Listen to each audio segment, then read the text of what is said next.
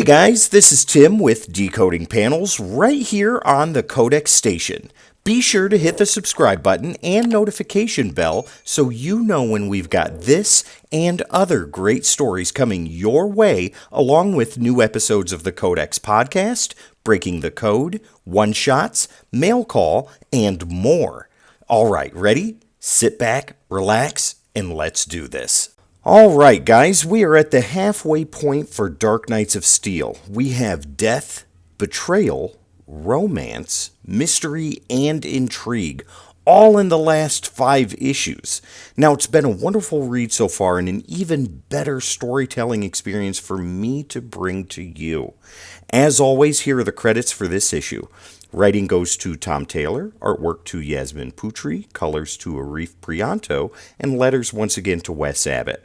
Now, I think it's safe to say that we all know what's going on, but if you're coming into this new, please take a pause, find these issues at your local comic shop, and dive right in. You will not be disappointed. Okay, ready? Here we go. There can be no darker cloud than grief. Constantine? A young boy asks. We see him in his room, scattered, disheveled, alone. Let me be, boy. I'm mourning. You smell, sir, the boy states. This is part of the mourning process. It seems you've also been drinking.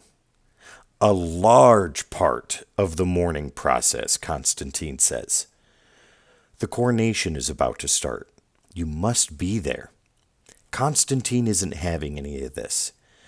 Do you honestly think I want to be there as they give the crown to someone else? King Jefferson's death wasn't your fault. A bottle of wine crashes into the wall as John Constantine tells this young man in no uncertain terms where to go. That's an awful lot of mourning you just wasted. The young man comes down to Constantine, giving sympathy. John, you loved him, didn't you? Of course. He was my king. Yes, the boy says, but you loved the man, not the king. John's head turns toward this brash young man quickly. Do not pretend to care. I know exactly who you are, boy. I've known for a while now. You're one of the Batman's Robins, Timothy Drake. Don't try to deny that. You were only allowed to be here because I wanted you close. I wanted the Batman to be misinformed. It would seem that Tim Drake was more observant than John may have thought. I figured as much. But if you knew I was a spy, why let me know about a magical assassin coming for the elves? Drake's conclusion may hold some weight. You wanted me to tell them. You didn't believe in your own prophecy. Oh, I believe it. I just don't want to be a part of making it come true. Drake moves closer. I wouldn't tell the Batman about how you felt about King Pierce. He doesn't need to know that. You're a good man, John. John turns, magic beginning to swell in his hands. No, I'm not. Timothy Drake crashes through the door as the princess and her guard come to fetch John Constantine. Are you okay? She asks. Tim Drake is hurt, but he can move. Princess Jennifer, She turns to Constantine. What are you doing? Are you drunk? Drunk or not, Drake here is one of Batman's Robins. He has been for some time. He's a spy. What? Jennifer immediately steps back. How can this be? Please, let me explain, Tim says, but to no avail. Jacob trusted you. About everything, and all this time. Things are spiraling out of control fast, and Tim must act. Princess, know that I would never have hurt Jacob in any way, or your family. Guards, she shouts. The guard's training kicks in, but so does Tim's. Effortlessly, he dodges and evades attempts at his life. Breaking the tip of a spear off, he lands, ready to defend. I don't want to hurt anybody, he shouts. You won't, the princess replies. Electricity starts to build, and Timothy Drake is engulfed in the full fury of Princess Jennifer. The energy is almost blinding as Tim Drake is electrocuted. his life now in Jennifer's hands. "John," he shouts. He begs next, hoping his plea is heard. His body cannot take much more. "Jennifer," John says, "hold. I know you're angry. I know you're hurt right now, but he is just a pawn in all of this. We don't need to attend your sister's coronation with blood on our hands. Let him go." She relents, but as Tim falls to the ground, she gives a command of her own. "Go, Timothy Drake, and never step foot on the Kingdom of Storms again. Let your queen know that war is coming, and it is a war we will win. For my father, brother, and this world." The next day, at the Court of Elves, Harley is giving her advice, ever wise. "Don't be nervous, Tim. Forget the fact that they're royalty, or they can fly, or melt things with their eyes, or that they're from another planet and virtually indestructible. Remove all of that, and they're just like you and me." I really should be reporting to the Batman," Tim says. "The Batman is missing," Kal states this as he stands beside his mother. General Waller, Zala, and Diana of Amazonia are here in the court as well. "May I speak to Alfred, or one of the Robins?" Tim asks. His nervousness is evident. They search for Bruce as we speak. "It's all right, Master Drake. You can speak freely in this court." That appears to be enough to ease at least some of his anxiety. He goes into his report. "Your Highness, I am to report that war with the Kingdom of Storms is coming.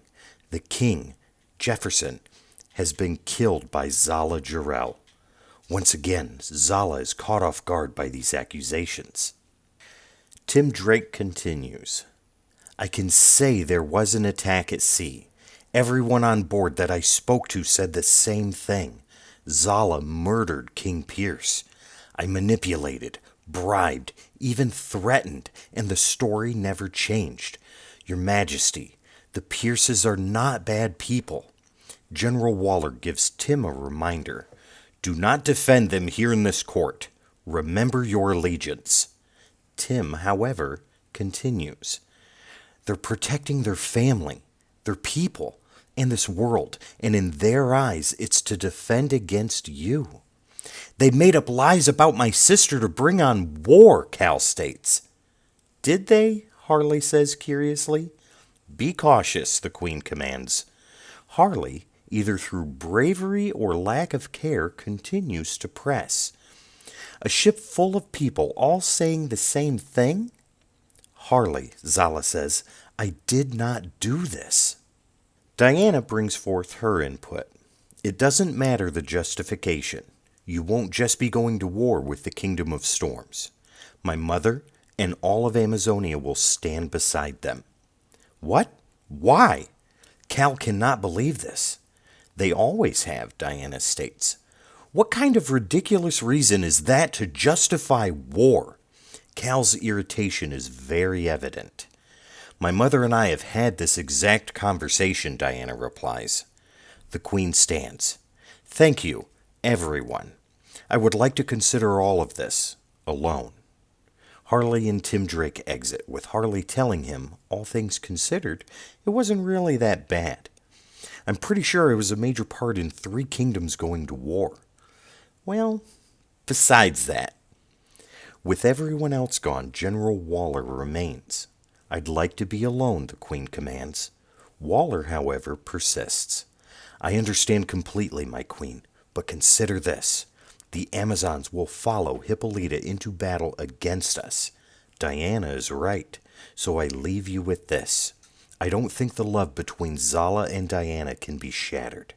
If Hippolyta perishes, Diana would rule Amazonia." A short time later, Kal approaches James Olsen. "Any word on Batman?" he asks.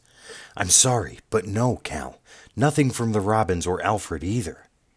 "Hopefully we'll have some word before I return." "Where are you going?" James asks, a little surprised. "To try and put a stop to all of this." Kal says this as he flies away. Grief can, and often does, lead to rash decisions, skewed judgment. It can bring out the worst in us. It can open the door to demons. John Constantine, the demon says. What is it that I can do for you? You can do nothing for me, John says to the hellish beast. Pity. I wanted to have some fun. I want to speak to your master, he says. A simple incantation from the demon brings forth its master. You should not have called for me, he says. You shouldn't have bonded yourself to a demon to be summoned then. What do you want? I ask a favor, Raz Al Ghul. He responds quickly. My assassins will not assassinate anyone in the House of El. We won't make enemies out of an entire kingdom. I don't want anyone killed, John says. Quite the opposite, actually. Inside the crypt of the Kingdom of Storms, Raz Al Ghul looks over the dead bodies. There isn't anything I can do for the king, he says. I can only fix what is broken, not missing. John cannot accept this answer. I brought his body back, he says. Yes, you did, but there is a hole where his heart should be. I can't repair a missing heart. But this one, Raz says, hovering over the prince. Yes, this one I can work with. Jacob? You can bring him back? I can, but I cannot guarantee he'll be what you once knew. John thinks for a moment. What is the cost, he asks. The children. What? I want the Titans. You have them hidden, don't you? It's no matter. Just tell me where they are and I will bring back your prince. Do we have a deal? Amazonia. The preparation for war has begun. A sentry in a crow's nest spots something. Philippus, someone is approaching from the sky. Shoot them down, Artemis, she commands. An arrow is sent, one that speeds true to its target, but this is someone different. As quickly as Kal-El moves, the arrow is destroyed. He hovers above the ground, declaring, My name is Kal-El. I wish to see your queen. The Amazonians are in no mood, and they attack.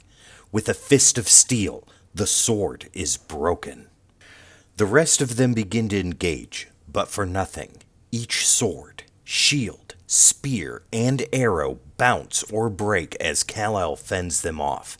Stop this, he shouts. I'm not here to fight. Hippolyta and Lois push through the crowd, though it is Lois who speaks.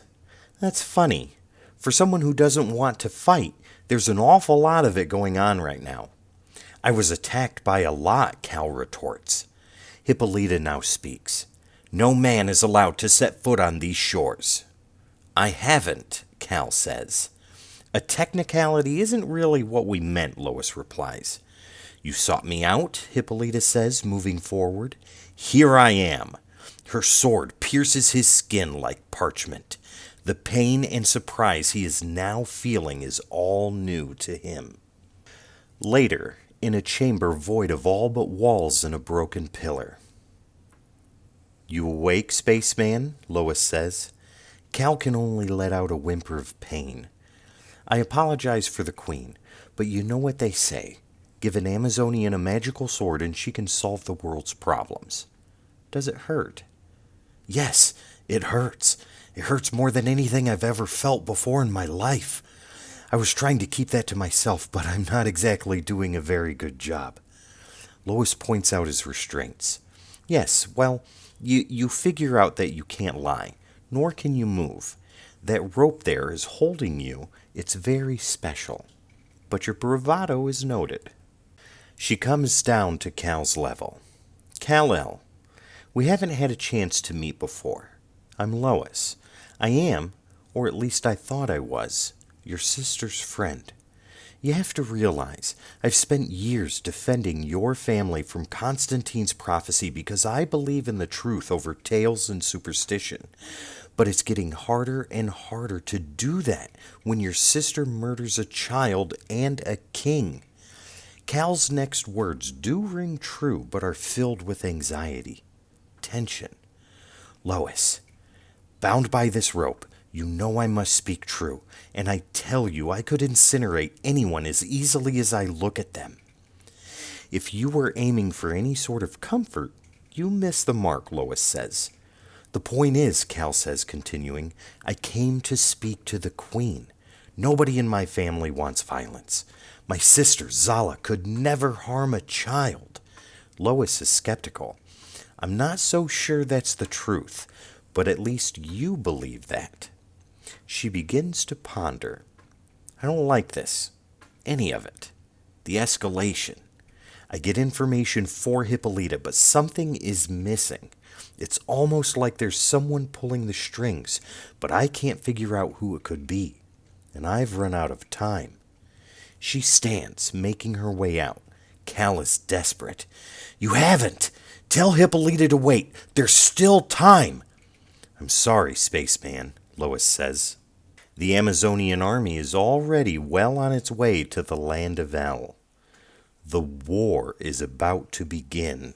All right, guys, we are gearing up for something huge. I cannot wait. I love these middle of the way issues that really fill in a lot of holes, give a lot of character development, and really get the anxiety and the stress going to gear up to the beginning of the last half of this story. Issue 7 is coming out soon, if it's not out already by the time this comes out. And yeah, we are going to be bringing this to you month by month. So be prepared. Guys, if you liked what you saw and heard here today, please be sure to hit that subscribe button, light up that notification bell, and like this video so you'll know when new episodes from the Codex Station come out. We need your help to get where we need to be, and we can't do it without you. As always, guys, my name is Tim. This is Decoding Panels, and I will see you next time.